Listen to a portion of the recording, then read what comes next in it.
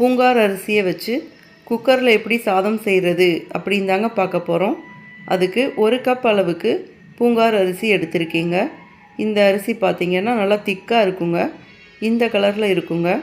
இப்போ இதை ஒரு பவுலில் இல்லாட்டி ஒரு பாத்திரத்தில் போட்டுக்கலாங்க. அரிசி முங்குற அளவுக்கு தண்ணி சேர்த்துக்கோங்க. 2-3 டைம்ஸ் நல்லா வாஷ் பண்ணிக்கலாங்க. திரும்பவும் அரிசி முங்குற அளவுக்கு தண்ணி சேர்த்துக்கோங்க.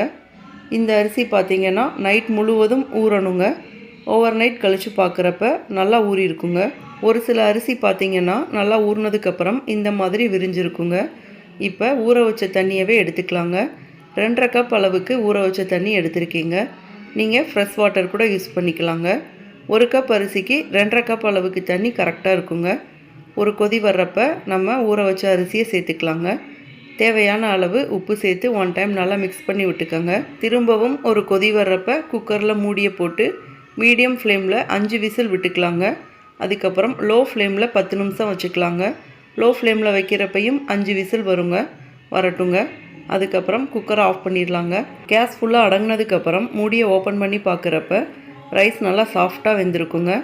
இந்த சாதம் பார்த்திங்கன்னா கொஞ்சம் குலைவாக இருந்தால் தாங்க ஈஸியாக நமக்கு டைஜஸ்ட் ஆகும். இந்த சாதத்துக்கு பார்த்திங்கன்னா சாம்பார் சூப்பராக இருக்குங்க. தயிர் ஊற்றி சாப்பிடக்கூட செம்ம டேஸ்ட்டாக இருக்குங்க. இதே மாதிரி நிறைய ஹெல்த்தியான ரெசிபீஸ்க்கு நம்ம சேனலை மறக்காமல் சப்ஸ்கிரைப் பண்ணிக்கோங்க. தேங்க்யூ.